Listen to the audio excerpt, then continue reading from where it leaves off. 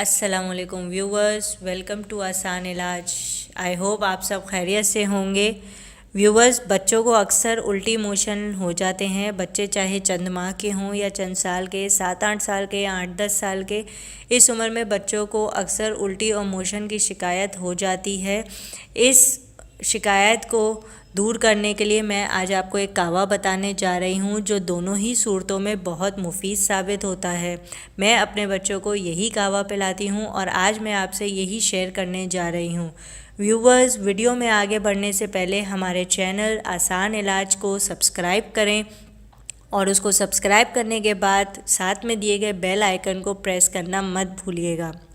जी viewers, बच्चों के उल्टी और मोशन का इलाज आपने तैयार करना है कावे को। इस कावे में आपने लेना है 1 अदद पुदीने का पत्ता और उसी पुदीने के पत्ते के साइज़ जितनी आपने उसकी डंडी लेनी है। इसके साथ आपने शामिल करनी है 1 अदद छोटी इलायची और चंद दाने सौंफ के और थोड़ी सी चीनी। इस कावे को तकरीबन 1 गिलास पानी में आपने पकाना है और इसे इतना पकाना है कि ये आधा कप रह जाए।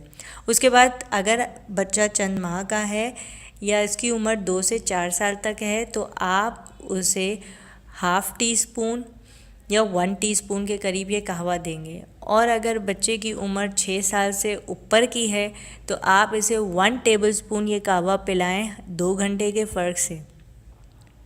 उल्टी होगी या मोशन होंगे, दोनों ही चीज़ों में ये कहवा बहुत ही मुफीद है।